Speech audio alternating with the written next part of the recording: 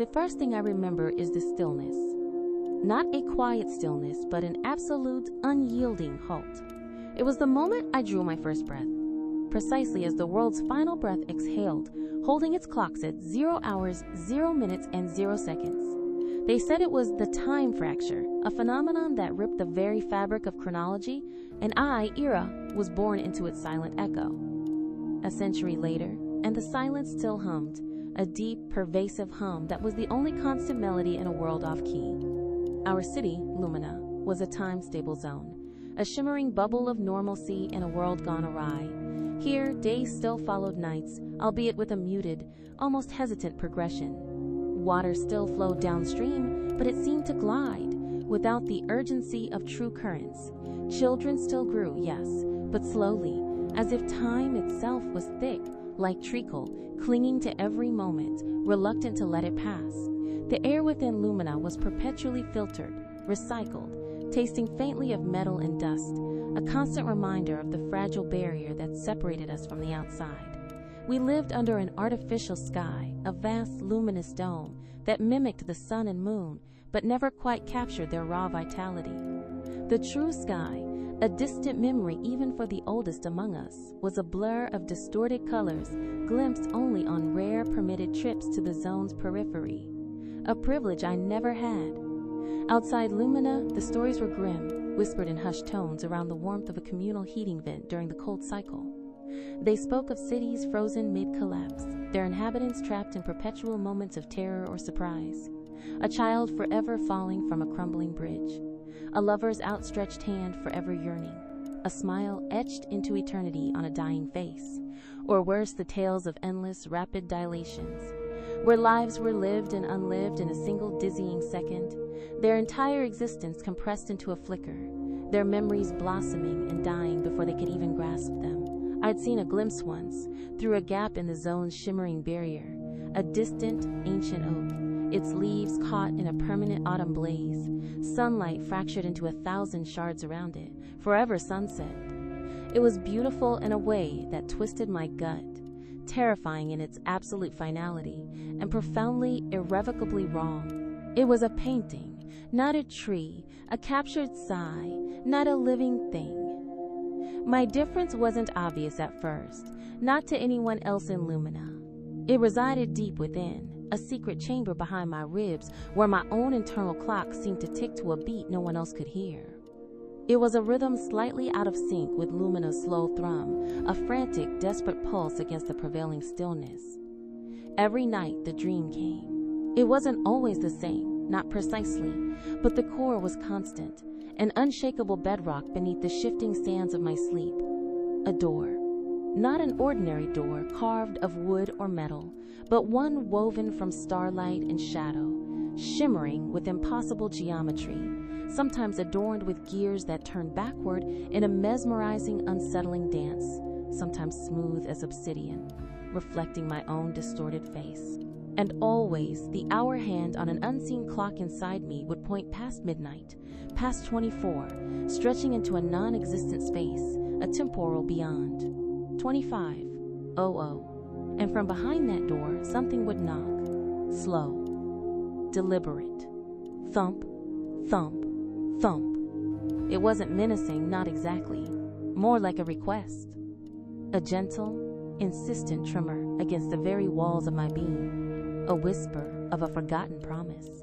It resonated not with fear, but with an overwhelming sense of longing, as if the door itself yearned to be opened. I tried to draw it once, tracing its impossible lines on a recycled paper scrap with a dull graphite stick. But my clumsy fingers couldn't capture the way the light bled around the edges of the door, like a hidden sun struggling to break through, or the profound sense of yearning that permeated the dream, infusing every shadowy crevice. My foster mother, Ilara, a woman whose face was etched with the calm resignation of those who remembered a world that truly spun, would just smile kindly, her eyes, though full of quiet wisdom, never quite meeting mine when the subject of my dreams arose. "Another strange dream, little Ira?" she'd ask, her voice a soft balm, stroking my hair with a touch that was a tether to the stable, if slow, reality of Lumina. She'd always say I was special, born at the moment of fracture, a child of the new age, destined for something. She didn't know how special, how irrevocably tied I was to the very thing that had broken the world, or how much her casual prophecy weighed on my young shoulders. Life in Lumina was monotonous, yet safe. We lived by the stringent rules of the zone wardens, who patrolled with stoic faces and data shields clutched in gloved hands. We cultivated ancient food strains in climate-controlled domes, their synthetic lights casting an eerie glow on the pale, nutrient-rich plants. Every drop of water was meticulously recycled, tasting faintly of minerals and filtration systems. There were no spontaneous events, no sudden changes. Change itself felt like a threat, an echo of the destructive time fracture that had forever altered our reality. The days blurred, each one a slow, measured echo of the last, distinguished only by the subtle shifts in the dome's filtered light. A morning glow, a midday brightness, a sleep cycle dim. Sometimes I'd steal away to the central plaza, where the largest of the motionless clocks adorned the grandest public square. Its face, usually a source of quiet contemplation for the elders, now felt ominous, its colossal hands locked at 0 hours, 0 minutes, and 0 seconds, gleaming under the perpetual, filtered sunlight of the dome. They were monuments to a lost age, constant reminders of the time fracture, and a morbid fascination for children like me who had never known a world where the seconds truly marched forward. I used to imagine them, those old clocks, suddenly springing to life, their hands whirring, their gears grinding, shaking Lumina from its slumber with a triumphant roar. But they never did.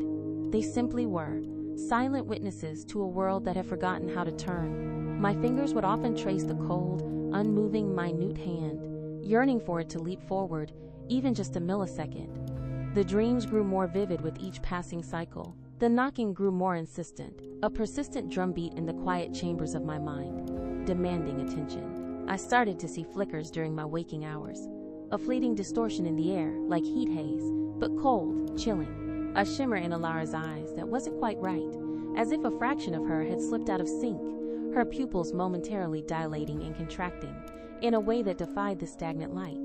The hum of the life support systems would occasionally stutter, then resume, leaving a lingering sense of unease. It was subtle, unnerving, like a crack forming in an otherwise perfect pane of glass. I'd dismiss it as fatigue, as the lingering effects of the dream, a trick of the filtered light, but a tremor of unease began to settle in my stomach, a persistent knot that tightened with each passing cycle. The time-stable zones weren't perfectly stable. They were holding on, barely, their delicate balance fraying at the edges. And I, being born of the fracture, felt the strain in my very bones, a sympathetic vibration with the struggling reality around me.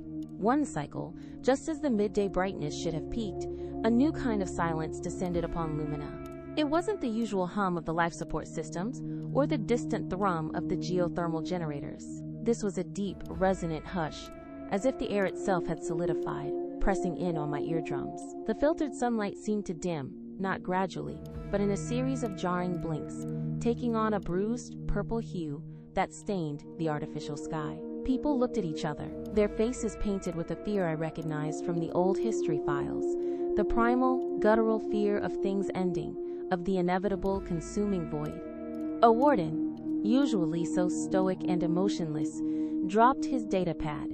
It hit the polished floor with a dull thud, not the sharp crack it should have made, but a sound that seemed to stretch, thin and elastic, before finally fading into nothingness. The hum of the dome's energy shield died altogether. Something was happening. The time fracture was pushing against our bubble, not gently this time, but with the full force of its destructive power. I was in the central plaza, near the largest of the motionless clocks, having been drawn there by an inexplicable pull. Its grand face, usually a source of quiet contemplation, now felt ominous, its frozen hands mocking our stasis. The perpetual 0 hours, 0 minutes, and 0 seconds felt less like a monument and more like a warning, a tombstone for a forgotten past. Then, a low rumble began. It wasn't an earthquake. It felt internal, a vibration that resonated with the frequency of my dreams, shaking me from the inside out. The ground beneath me began to ripple, not shake, as if the very foundations of Lumina were liquefying, turning to viscous jelly. The dome above us, usually an impenetrable shield of energy, flickered wildly like a dying flame. lights died in rapid succession, plunging sections of the city into eerie shadow. Alarms blared, then sputtered into silence, their mechanical cries cut short by the encroaching temporal chaos. Chaos erupted, but it was a slow, agonizing chaos, a grotesque ballet of broken time.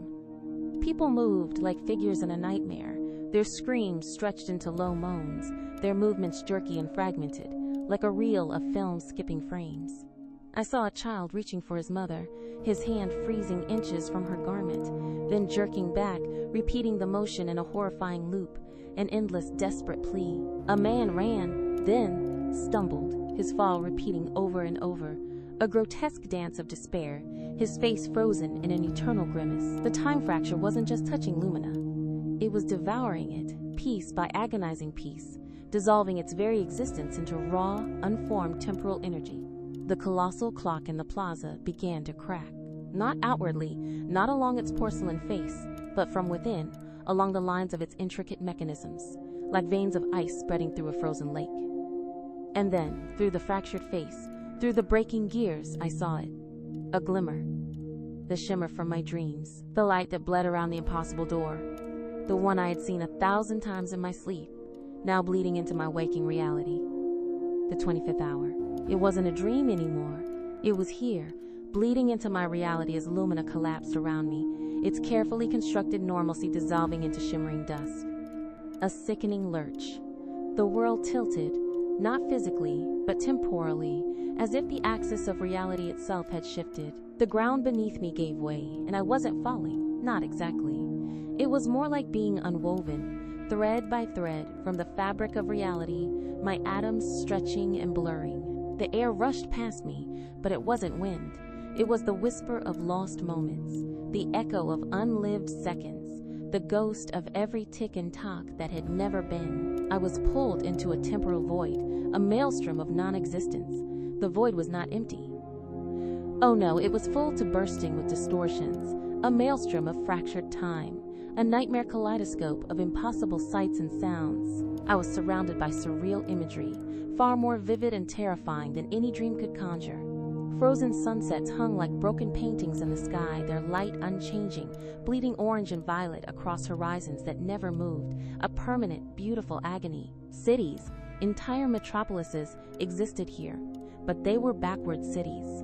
Buildings stood on their heads, their foundations pointing skyward, their spires buried in the inverted earth. Rivers flowed upstream into the clouds, their waters defying gravity, twisting and churning as if in pain. People walked backward, their actions reversing in a horrifying comedic ballet, their words a garbled guttural babble. I saw a bird flying, only it flew tail first, its wings beating in reverse, its song playing in reverse, a chilling guttural sound that spoke of unmaking. Clocks, thousands upon thousands of them, floated in the ethereal currents, like gravestones for lost moments. Their faces were locked, forever 0 hours, 0 minutes, and 0 seconds, but some were melting, their numbers dripping like wax, forming puddles of liquid time beneath them. Others were spinning at impossible speeds, a blur of hands, their chimes a distorted, cacophonous roar that tore at my senses. I tumbled through this kaleidoscope of temporal chaos, my own body feeling like it was constantly reforming, dissolving, then reforming again, a constant process of unmaking and remaking. A scream caught in my throat, but it too was fractured, a series of short, sharp gasps that repeated, echoing the broken rhythm of the world around me. Fear was a cold knot in my stomach, a constant companion, a solid weight amidst the dissolving reality. I clung to the one constant I knew, the feeling of my own heart beating, even if its rhythm felt slightly off, a little too slow, then a little too fast, then just right, then off again, fighting to maintain its internal consistency. And then, amid the swirling chaos, a flicker of stability, a small, almost imperceptible eddy in the temporal void, a pocket of calm amidst the storm. I was drawn to it, instinctually, like a moth to a flame, a shipwrecked sailor to a distant shore. As I drifted closer, the distortions around me seemed to calm, the colors becoming less aggressive, the sounds less jarring, softening into a gentle hum. In the center of this calm, a figure. He appeared almost mundane against the backdrop of the swirling impossibility, yet profoundly anchored. He was leaning against a fragment of what looked like a giant gear, an impossibly old relic, half submerged in the shimmering temporal currents. It was etched with symbols that seemed to shift and reform before my eyes, ancient equations of time that predated the time fracture itself. His clothes were worn, a practical blend of what looked like ancient fabrics and more modern, zone-issue synthetics, but faded, softened, as if they'd seen 1,000 suns and 1,000 nights, laundered by the currents of eternity. His face was a landscape of weariness, etched with lines that spoke not of age, but of endless repetition, of cycles lived and relived. His eyes, though, were the most striking, a deep, bruised blue that seemed to hold the weight of centuries, the quiet sorrow of a universe in stasis. They were old, so very old, yet held a spark of something resilient, an ember that refused to die. He saw me, and a flicker of something, recognition, surprise, pain, crossed his features, too quick to fully decipher. He didn't move, just watched as I drifted closer, my limbs still feeling like they were trying to catch up with themselves, like disjointed puppets. "Another one," he murmured, his voice a low, gravelly sound, like stones shifting in a riverbed, or the distant echo of a forgotten bell. It resonated, a sound from a time before the fracture, before the great stillness had swallowed all true sound. I tried to speak, but only a gurgle escaped, a pathetic, strangled sound. My throat felt raw, unused to forming coherent sounds in this fractured reality, as if my vocal cords had forgotten their purpose. He pushed off the gear, moving with an economy of motion that spoke of long experience in this impossible place, a fluidity that defied the temporal distortions. He reached out a hand. It was scarred, calloused, bearing the marks of countless battles against the unraveling of time, but surprisingly gentle as it grasped my arm. A jolt, not of pain, but of something akin to grounding, shot through me, anchoring me, binding me to this small pocket of stability. My fragmented self began to knit back together, the shimmering edges of my form solidifying. "Careful," he said, pulling me closer to the temporal eddy, his voice a low warning. "The void can unravel you, permanently."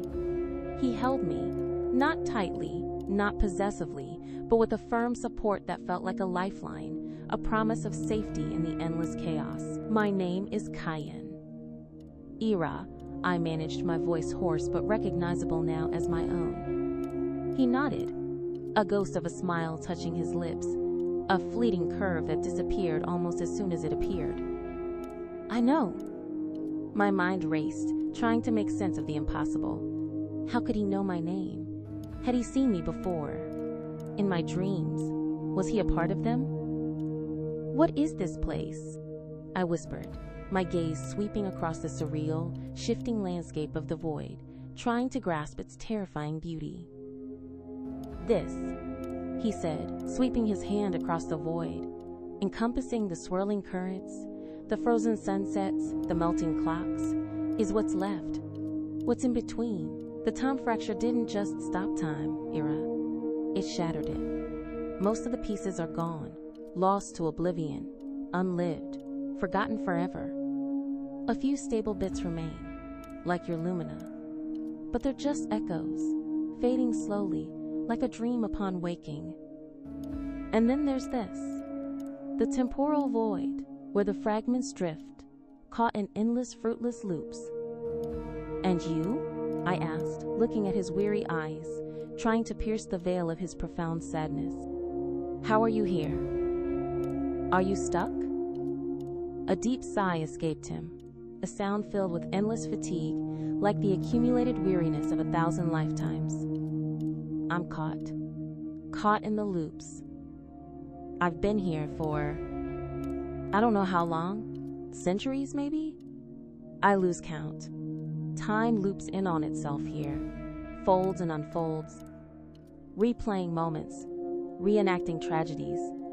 I've seen countless versions of this, of you.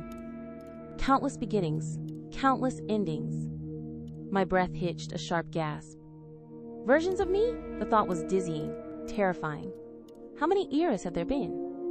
And what had happened to them? He nodded, his gaze distant, lost in the echoes of his personal history. Dozens. Different ages, different personalities, different paths they tried to take, but always you, the pulse keeper, always born at the precise moment of fracture, at the great stopping of the world's heart, always pulled into the void when your time-stable zone finally gives, when the last thread holding it breaks. He paused, his eyes settling back on me, a profound, almost unbearable sadness in their depths.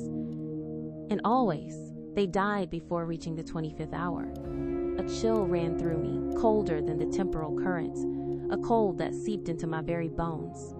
Died? All those eras, all those versions of me, gone, lost to the void? And what was the 25th hour, this mythical place from my deepest dreams? It was my dream, my secret chamber of hope and fear. How could he know of it, of its knocking, of its profound significance? The 25th hour isn't imaginary, Ira, Cayenne said, as if reading the unspoken questions swirling in my mind, his voice a low, steady current in the temporal chaos. It's real, more real than this fractured mess, more substantial than any time-stable zone. It's a sealed dimension, an anchor in the unwritten history of the universe. And it's where we're going. He began to guide me through the void, moving with an uncanny sense of direction, navigating the shifting currents and avoiding the violent temporal rips with practiced ease. He didn't explain everything at once, not in a coherent narrative, but in fragments, woven into the swirling, disjointed reality around us, like scattered pieces of a vast, ancient puzzle. He spoke of the parasitic force, a devourer of chronological order, a shadowy entity that had once feasted on human memory itself, on the very linearity of existence. Before the fracture, he explained, his voice low and strained, humanity's memories were too vast, too interconnected, too rich with the flow of time. It was an endless feast for this entity. The time fracture was a desperate, last-ditch effort, enacted by ancient, forgotten architects of time, to starve it, to sever its connection to our reality, to break the chain of its nourishment, to seal away the potential for time, to create this 25th hour as a final desperate trap, a prison for the parasite, and a potential key for what came after. He told me how the 25th hour was the ultimate lock, holding back the original, uncorrupted flow of time, containing the parasitic force, preventing its return. But it was also a key, and I, Ira, was that key. You are the pulse keeper, he repeated, his voice quiet but firm, imbued with the weight of prophecy, the final vessel for humanity's last coherent memory of time before it shattered. The echoes of chronology live in you, the faint beat of the original pulse. Only you can enter the 25th hour consciously, and only you can decide whether to unlock it, whether to restart the world, or leave it in its fractured slumber. The weight of his words settled on me, heavier than any physical burden I had ever known. Me? A young woman who had only ever known a world where time stood still, where change was a forbidden concept, now held the fate of all existence in her hands. The responsibility was staggering, crushing, threatening to unmake me before I even reached the door.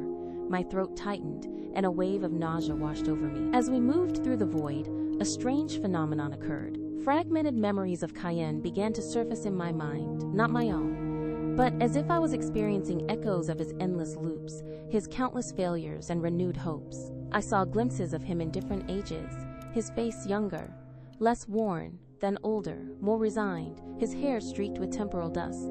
I saw him fighting temporal distortions, his body flickering in and out of existence as he tried to save crumbling cities, guiding other Iris through the void. Always with the same weary determination, the same desperate hope. These weren't clear, linear memories, but flashes. The metallic tang of ozone before a temporal shift, the electric feel of his hand in mine as a reality dissolved into nothingness, the raw sound of his frustrated sigh as another version of me perished, as another future slipped through his fingers. These shared fragments, these echoes of his relentless journey and the countless times he tried and failed, forged an unusual deep bond between us. It wasn't love in the conventional sense, not yet, not in this fractured reality, but a profound, unshakable connection, born of shared impossibility. his relentless perseverance, and my unique link to time itself. He was the constant in my chaos, and I, perhaps, the final flicker of his hope. He never talked about the others he'd saved, the nameless faces from his past loops. He only ever spoke of the iris he tried to guide. He'd just say, his voice flat with exhaustion, "The world, it's a complicated thing. People are messy. They make the same mistakes, over and over. Sometimes I just get tired." His eyes would drift, lost in some unseen loop, some past failure replaying behind them. "But you're different, Ira. There's a spark in you, a flicker of hope that the others didn't quite carry. Or maybe I just lost the ability to see it after so many failures, after so much loss." He wouldn't admit it directly, not in so many words, but I knew. He wasn't trying to save the world anymore. The weight of that grand ambition had broken him countless times. He was trying to save me. My individual existence, my flicker of uniqueness, was his last anchor. One fragment stood out, sharper, more agonizing than the rest, a vision of a desolate landscape under a sky of shattered glass, its shards reflecting 1,000 broken realities. Cayenne younger, his face alight with a fierce resolve that had not yet been eroded by endless failure, trying desperately to pull a fading Ira from the grasp of a temporal rip, her form dissolving like smoke. Her hand slipped from his, leaving him clutching at empty air. His scream was raw, guttural, a sound of pure anguish that tore at the very fabric of the void. I felt the reverberation of his despair, a cold wave washing over me, as if it were my own pain. He carried that failure, those countless failures, deep within him, a silent burden that weighed him down even now. And now, standing before him, holding his gaze, I was the last one, the last chance for him, and perhaps the last chance for humanity to escape its frozen destiny. "Why me?" I asked him once, as we rested on a stable pocket of petrified light, a shimmering island in the temporal currents. "Why am I the pulse keeper? Why not? One of the others? Why not you?" He traced a pattern on the luminous surface beneath us, a complex temporal glyph that seemed to pulse faintly under his touch. "You were born at the precise moment of the fracture, a temporal anomaly, a singularity. The universe, in its strange, desperate way, imprinted itself on you, on your nascent consciousness. The coherent memory of time, of flow, of cause and effect, it condensed into a single point. You. It's why you dream of the 25th hour. It's why you can hear the knocking. You are the echo of the original pulse, the key to its return." His words were heavy, laced with a reverence that both humbled and terrified me. The knocking. Thump, thump, thump. Even now, in the endless, shifting currents of the void, I could feel it, a subtle vibration within me, a deep resonance emanating from the direction Cayenne was leading us. It was closer now, louder, more insistent, a rhythmic pulse that beat in time with my own heart, a forgotten melody awakening within my soul. The moral questions began to gnaw at me, a relentless, insidious itch in my mind. Did humanity truly deserve a second chance after what had happened? The Lumina I knew was safe, yes, but it was stagnant. It was a gilded cage, a living death, a mere echo of what a vibrant, fluid world could be. We existed, but we didn't truly live. But outside, beyond our zone, there was nothing but chaos and decay, unremitting horror. If I unlocked the 25th hour, what would it truly mean? Would it rewind time? Erasing Lumina, erasing Alara, erasing everyone I knew, undoing all their sacrifices for this fragile peace? Would it simply unleash the parasitic force again, allowing it to feast anew on a reformed humanity, condemning us to another cycle of destruction? What happens if I open it? I asked Cayenne, my voice barely a whisper, the questions burning on my tongue. What happens to us? To everything? He looked at me, his eyes filled with the familiar sorrow, the weary weight of cycles past. I don't know, Ira. Every loop, the outcome is different, subtly or catastrophically. Sometimes the world starts anew, a clean slate. Sometimes it just ends completely, dissolving into nothingness. The parasitic force, it's still there, contained, weakened, but waiting. Opening the 25th hour means confronting it, or at least confronting the potential for its immediate, devastating return. He hesitated, his gaze drifting to the swirling mists of the void, as if searching for an answer he knew wasn't there. And for us, it's a gamble, a reset. There's no guarantee we'd remember each other. No guarantee we'd even exist in the new flow, in the same forms or with the same consciousness. We might simply become part of the background hum of the new reality. That hit me harder than the notion of sacrificing myself. To lose the fragmented bond with Kayan, the only true connection I had in this impossible reality, this bond forged in shared despair and his ceaseless efforts, it was a terrifying prospect. He had seen so many versions of me die, had carried that burden alone for centuries. He had saved me over and over, in spirit if not in body, guiding me, anchoring me. He was my anchor in this temporal madness, my compass in the void. And the thought that he might forget me, that I might forget him, that our connection would simply vanish like a forgotten dream, was agonizing, a pain sharper than any physical wound. The landscape around us grew more structured, less chaotic, as if the very air was congealing, solidifying into a more coherent form. The floating clocks, instead of spinning wildly or dripping wax, began to align themselves, their faces still locked at 0 hours, 0 minutes and 0 seconds, but pointing in a single direction, like silent, desperate compasses, guiding us to the nexus. We were nearing the threshold, the very heart of the fractured world. Ahead, shimmering faintly through the temporal currents, was the door from my dreams. It wasn't floating aimlessly, but seemed to be embedded in nothing, a solid, impossible structure in the heart of the void, its edges blurring into the surrounding temporal energy. It hummed with a low, resonant energy, a vibrational frequency that spoke of immense power. And the knocking, now, was almost deafening inside my head, a deep, slow thump, thump, thump, that shook my very bones, not from fear, but from a profound sense of recognition, a primal call. This was it, the 25th hour, the culmination of a century of stillness and a lifetime of dreams. It was more than just a door.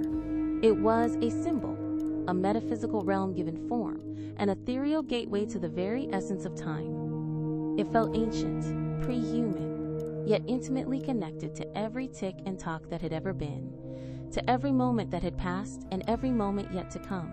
It thrummed with potential, with the promise of time, of movement, of a world that didn't just exist in frozen stasis, but lived and breathed and changed. But it also vibrated with immense danger, a faint, cold echo of the parasitic force it contained, a reminder of the price of failure. Its surface seemed to writhe with captured light, 1,000 tiny suns trapped within its obsidian depths, forever struggling to break free. "Are you ready?" Kayan asked, his voice softer than I'd ever heard it, stripped bare of its weariness, filled only with a raw, painful tenderness. His hand found mine again, his scarred fingers warm against my cold skin, a final, tangible connection before the plunge into the unknown. I looked at him, truly looked at him, trying to memorize every line on his face, every shade of bruised blue in his eyes. The weariness was still there, yes, but now overshadowed by a deep well of affection, a silent plea that he wouldn't voice aloud. He didn't want me to go.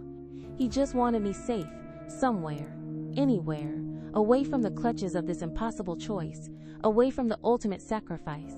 He wanted to break his cycle of loss. "I have to be," I said, my voice trembling but firm, imbued with a conviction that surprised even myself. "It's why I'm here. It's why I was born. It's what I was always meant to do."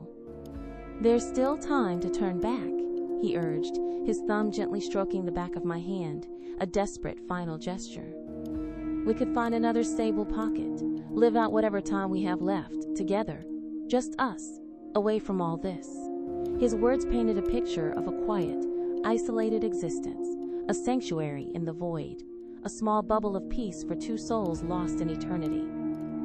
A tempting thought, a selfish thought, a temptation that clawed at my heart, but the knocking. It pulsed within me, no longer just a dream, but my own heartbeat, syncing with the rhythm of the 25th hour, a memory of something lost and waiting to be found, a siren call to destiny. And the faces of the people in Lumina, frozen in slow motion, the children reaching for parents, the perpetual sunset. Was stasis truly life? Or was it just a prolonged ending, an extended moment of decay? Could I truly choose a fragile peace for two, over the potential rebirth of everything? The memories of the other eras, the ones Kyan had seen die, the ones whose hopes had flickered and died before their journey was complete, flashed through my mind, superimposed over my own vision, their ghostly forms surrounding me. I saw their fears, their hesitations, their ultimate collapses into the void. And I saw Kyan, watching them fade, his hope dying a little more each time, his spirit burdened by each successive failure. If I turned back now, I would just be another one of them. Another era who couldn't reach the 25th hour, another failure for Kyan to carry for eternity. I would be another ghost in his endless loops. This wasn't just about restarting time. It was about honoring the struggles of all the eras who came before, the ones who had whispered the dream, who had felt the knocking, who had tried and failed. It was about Kyan, who had carried the burden of centuries, of countless lost worlds and lost lives, waiting for this moment, for me. It was about more than just humanity. It was about the very concept of forward motion, of progress, of memory, of life itself. What would I sacrifice? I asked, looking at the shimmering door, its edges blurring into the void, its impossible geometry becoming clearer, more real. Myself? My memories? What will be left of me? Both, potentially, Kyan admitted, his grip tightening slightly, his voice a strained whisper. Your individual self, your consciousness as era, might merge with the flow, become part of the greater memory, a single drop in an infinite ocean. And your memories, they would be rewritten, restructured into the new timeline, adapted, perhaps even forgotten. You would be a catalyst, a point of origin, a spark of pure chronology, but perhaps not the same person you are now. The era I know she might cease to be. He closed his eyes for a moment, a profound pain contorting his features, then opened them, revealing their bruised blue depths, full of raw emotion. I don't want to lose you, Era. Not now.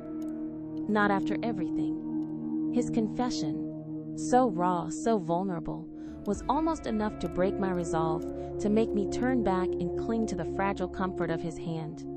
The bond between us, forged in the temporal chaos, was the most real thing I had ever known, more tangible than Lumina, more solid than any clock face.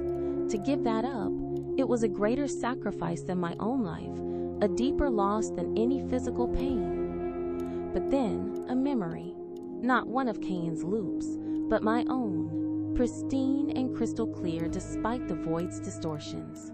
Alara, her kind, weathered face, telling me I was special, a child of the new age. And then, a deeper, instinctual understanding, a truth that resonated through every fiber of my being. The time fracture hadn't just stopped time, it had stolen humanity's ability to truly remember, to feel its true essence, to feel the passage of moments, the flow of change, the bittersweet pang of nostalgia for a past that was truly gone, the eager anticipation of a future that was truly coming. The parasitic force had eaten not just chronological order, but the very essence of living within time, the ability to weave a narrative of one's own existence.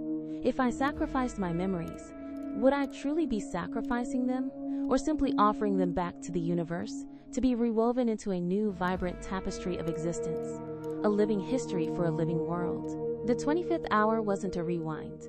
It was a restart, a chance not to undo the past, not to erase the time fracture, but to create a future from its ashes. A future where children didn't grow in slow motion, where sunsets didn't freeze in perpetual beauty, where clocks ticked forward, endlessly, irrevocably, each second a true, living breath.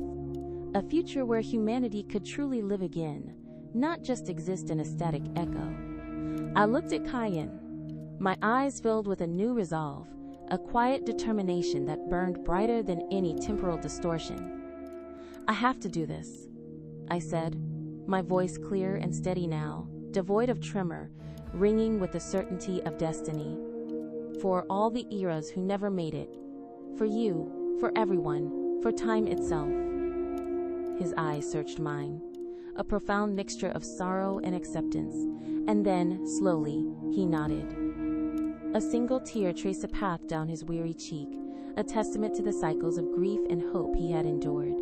A silent blessing. He let go of my hand, his fingers lingering for a moment, a final, poignant touch, a silent acknowledgement of my choice, and his own eternal burden. "Then go," he whispered, his voice thick with emotion, barely audible above the rising hum of the 25th hour. "And be the one, be the beginning." I turned towards the shimmering door, the door from my dreams, now a tangible reality pulsating with an ancient, silent power. The knocking was no longer external. It was my own heartbeat, syncing with the rhythm of the 25th hour, the two pulses becoming one, an undeniable, resonating thrum. It wasn't a malicious force knocking. It was time itself, begging to be freed, yearning for release.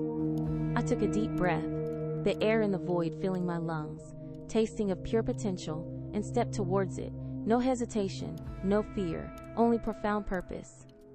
As my hand touched the shimmering surface, a wave of pure energy washed over me, raw and untamed. It wasn't painful, but exhilarating, like diving into an ocean of pure light, a cosmic river. The door didn't open in a conventional sense. It dissolved, pulling me into itself, absorbing my very being.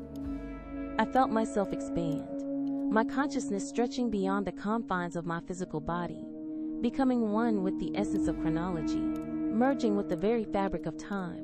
My individual thoughts, my personal history, my singular self began to diffuse, becoming part of something infinitely larger. Inside the 25th hour, there was no space, no time, only pure potential, a vast, luminous expanse of unwritten possibility. It was a realm of infinite choices, a blank slate waiting for the brushstrokes of existence, the first word of a new story.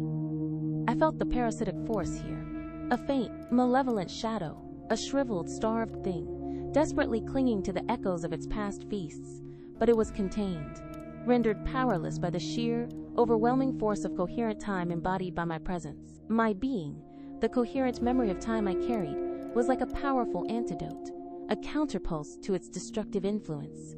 I was the nexus, the turning point. Then, the true choice, the ultimate act of will. To sacrifice my individual identity, to allow my essence to flow into the temporal stream, to become the very fabric of the new beginning.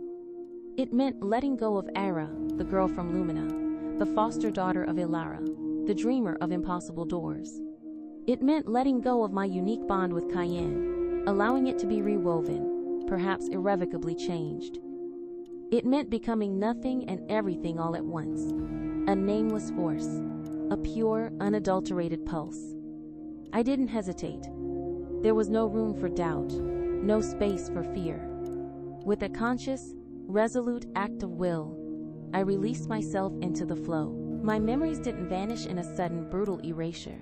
They became threads, luminous, shimmering threads, weaving themselves into the tapestry of what was to come, a foundation for the new reality.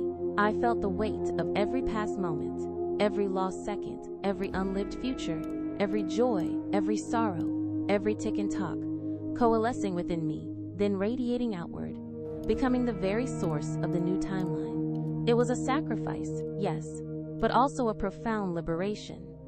A profound, glorious thrum resonated through the void, a sound that was the exact opposite of the time fracture's deafening silence. It was the sound of something starting, a symphony of creation, the universe, drawing its first true breath in a century. The clocks outside the 25th hour, the thousands of them that had floated like silent tombstones in the void, began to whir. Not just their hands, but their gears, their springs, their intricate internal mechanisms, all coming alive, ticking in perfect, synchronized harmony.